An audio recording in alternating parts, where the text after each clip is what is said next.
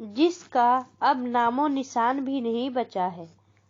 आज आप किसी भी बच्चे को जो सबसे खतरनाक सलाह दे सकते हैं वह यह है, स्कूल जाओ, अच्छे नंबर लाओ और कोई सुरक्षित नौकरी ढूंढो।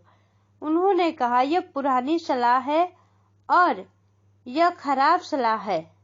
अगर आप यह देख सकते हैं कि एशिया, यूरोप, दक्षिण अमेरिका में क्या हो रहा है, तो आप भी उतनी ही चिंतित होंगे जितना कि मैं।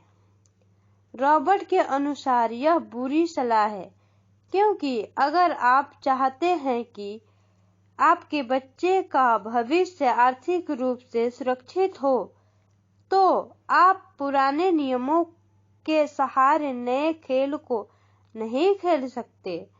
यह बहुत खतरनाक होगा। मैंने उनसे पूछा कि पुराने नियमों से उसका क्या मतलब है। मेरी तरह के लोग अलग तरह के नियमों से खेलते हैं और आपकी तरह के लोग पुराने नियमों की लीक पर ही चलते रहते हैं। उन्होंने कहा, क्या होता है जब कोई कॉरपोरेशन स्टाफ कम करने की घोषणा करता है? लोगों को नौकरी से निकाल दिया जाता है, परिवार तबाह हो जाते हैं, बेरोजगारी बढ़ जाती है। हाँ, परंतु कंपनी पर इसका क्या असर पड़ता है, खासकर जब वह कंपनी स्टॉक एक्सचेंज में दर्ज हो। जब स्टाफ कम करने की घोषणा होती है तो स्टॉक की कीमत बढ़ जाती है।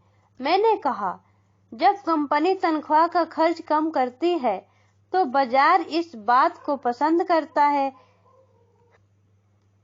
ऐसा चाहे स्टाफ कम करके किया जाए या फिर कंप्यूटर के माध्यम से किया जाए। उन्होंने कहा, आप ठीक कह रही हैं। और जब स्टॉक की कीमतें बढ़ती हैं तो मेरी तरह के लोग, यानी जिनके पास उस कंपनी के शेयर होते हैं, वे ज्यादा अमीर हो जाते हैं। अलग तरह के नियमों से मेरा यही आशय था। कर्मचारी हारते हैं, मालिक और निवेशक जीतते हैं। रॉबर्ट कर्मचारी और मालिक के बीच के फर्क समझा रहे थे। यह फर्क था अपनी किस्मत पर खुद अपना नियंत्रण होना या फिर अपनी किस्मत पर किसी दूसरे का नियंत्रण होना। परंतु ज्यादातर लोग यह नहीं समझ पाते हैं कि ऐसा क्यों होता है। मैंने कहा, उन्हें लगता है कि यह ठीक नहीं है। उसका जवाब था, इसलिए तो बच्चों से यह कहना मुखरता है, अच्छी शिक्षा प्राप्त करो। यह सोचना मूर्खता है कि स्कूलों में दी जा रही शिक्षा से बच्चे उस दुनिया का सामना करने के लिए तैयार हो जाएंगे जिसमें वे कॉलेज के बाद पहुंचने वाले हैं। हर बच्चे को ज्यादा शिक्षा की जरूरत है, एक अलग तरह की शिक्षा की, और उन्हें नए नियमों को जानने की भी जरूरत है। अलग तरह के नियमों को जानने की। धन के कुछ नियम होते हैं जिनसे अमीर लोग खेलते हैं और धन के कुछ और नियम होते हैं जिनसे बाकी 90% लोग खेलते हैं, और ये 95% लोग उन नियमों को अपने घर और स्कूल में सीखते हैं। इसलिए आजकल किसी बच्चे से यह कहना खतरनाक है, मन लगाकर पढ़ो और अच्छी नौकरी खोजो। आज बच्चों को अलग तरह की शिक्षा की जरूरत है और आज की शिक्षा नीति उन्हें कुछ मूलभूत बातें नहीं सिखा पा रही है। इस बात से कोई फर्क नहीं पड़ता कि क्लासरूम में कितने कंप्यूटर रखे हैं या स्कूल कितना पैसा खर्च कर रहे हैं। जब शिक्षा नीति में वह विषय ही नहीं है तो उसे किस तरह पढ़ाया जा सकता है? अब सवाल यह उठता है कि किस तरह माता पिता अपने बच्चों को वह सिखा सकते हैं जो वे स्कूल में नहीं सीख पाते। आप अपने बच्चे को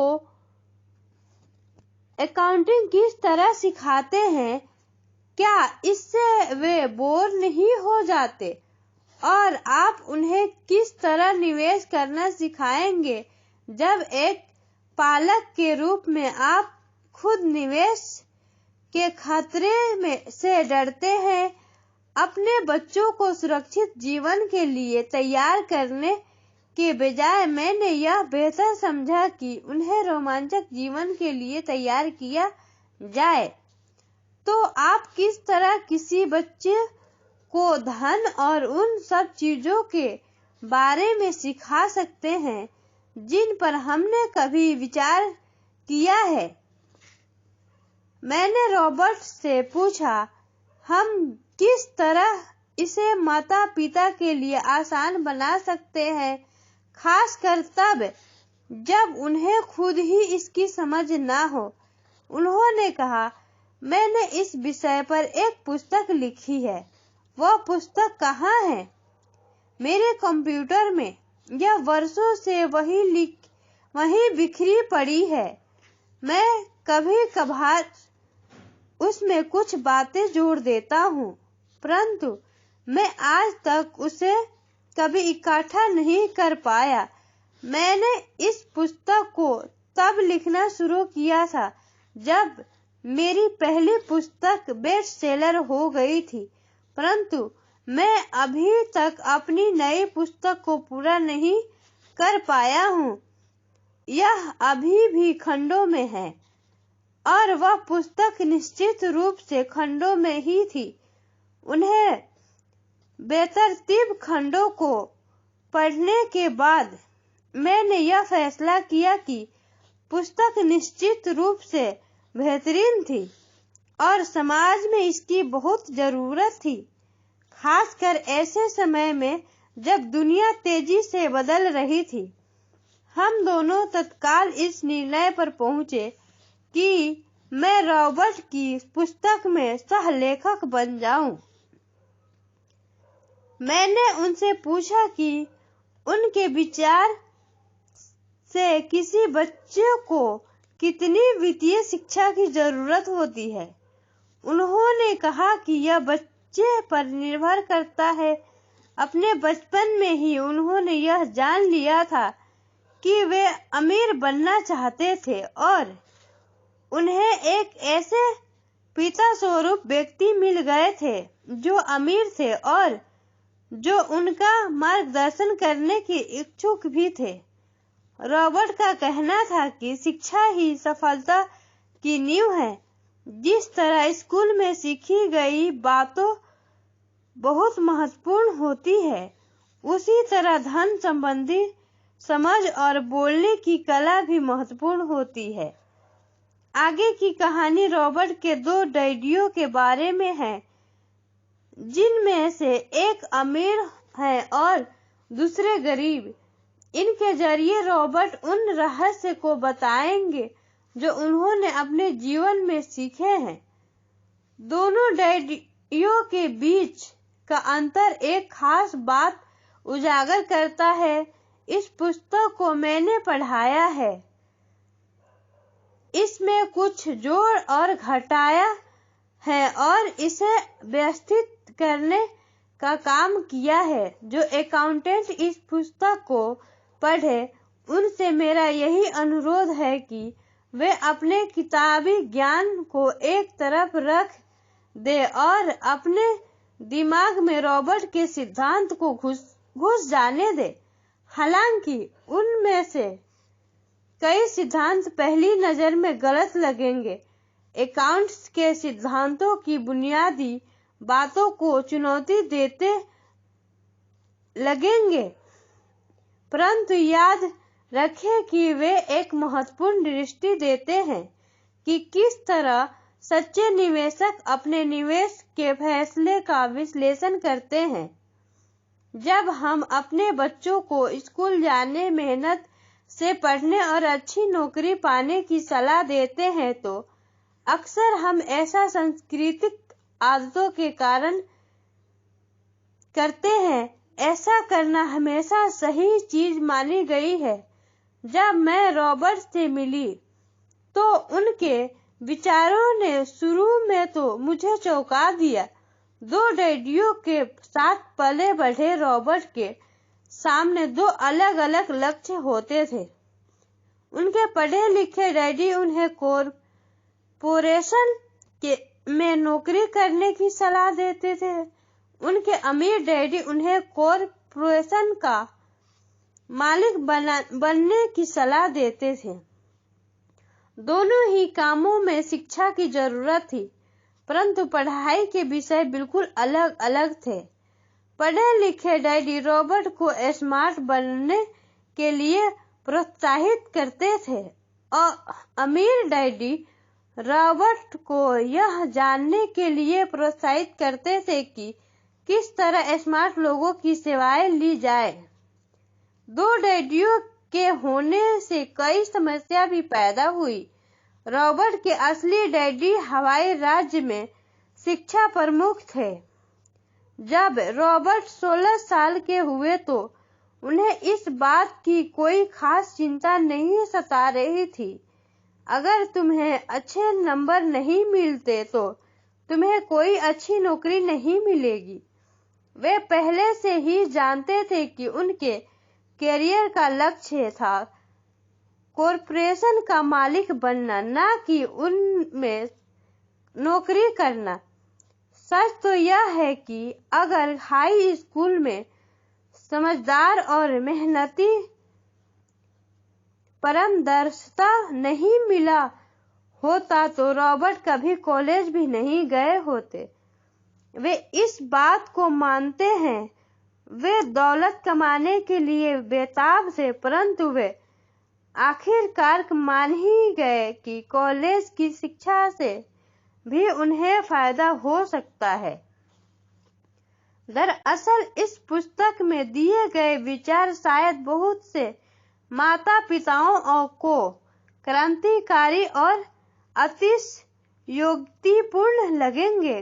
कई लोगों को तो अपने बच्चों को स्कूल में रखने में ही काफी मेहनत करनी पड़ रही है, परंतु बदलते हुए समय को देखते हुए हमें नए और जोखिम भरे विचार की तरफ ध्यान देने की जरूरत है।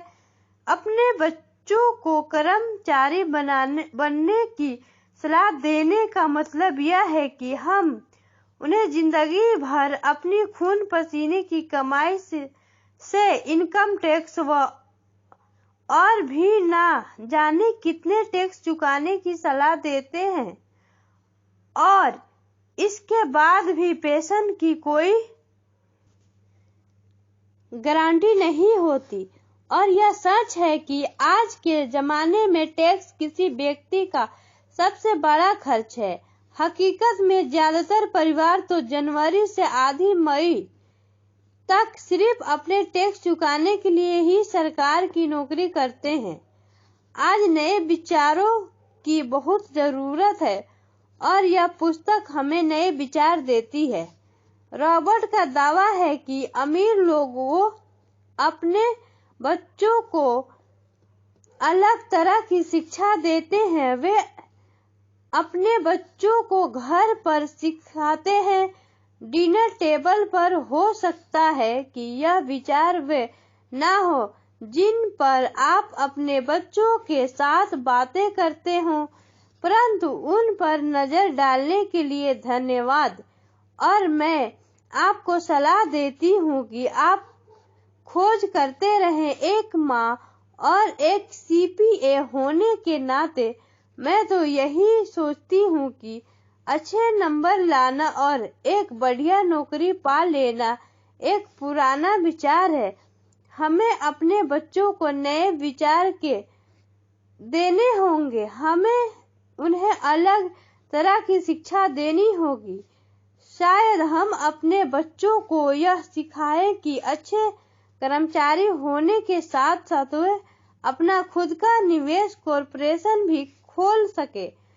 दोनों का यह तालमेल बढ़िया रहेगा। एक माँ होने के नाते मुझे उम्मीद है कि यह पुस्तक सभी अभिभावकों के लिए फायदेमंद होगी। रॉबर्ट लोगों को यह बताना चाहते हैं कि कोई भी व्यक्ति अगर ठान ले तो अमीर बन सकता है। अगर आप एक माली या गेटकीपर हैं या पूरी तरह बेरोजगार हैं, तो भी आप में खुद को और अपने परिवार के लोगों को धन संबंधी बातें सिखाने की काबिलियत है। यह याद रखें कि धन संबंधी बुद्धि वह दिमागी तरीका है जिससे हम अपनी धन संबंधी समस्याओं को सुलझाते हैं। आज हम ऐसे विश्वव्यापी तकनीकी परिवर्तन का सामना कर रहे हैं जिनका सामना हमने आज से पहले कभी नहीं किया। किसी के पास भी जादू की पुड़िया नहीं है, परंतु एक बात तो तय है, ऐसे परिवर्तन हमारे सामने आने वाले हैं जो हमारे यथार्थ से परे हैं। कौन जाने भविष्य हमारे लिए क्या लाता है, पर जो भी हो हमारे पास तो मूलभूत विकल्प मौजूद है। या तो हम सुरक्षा की राह पर चले या फिर हम स्मार्ट बनकर खुद को धन संबंधी क्षेत्रों में शिक्षित करें और अपने बच्चों को धन संबंधी प्रतिभा को भी जागृत करें। Charon lateral. Thank you.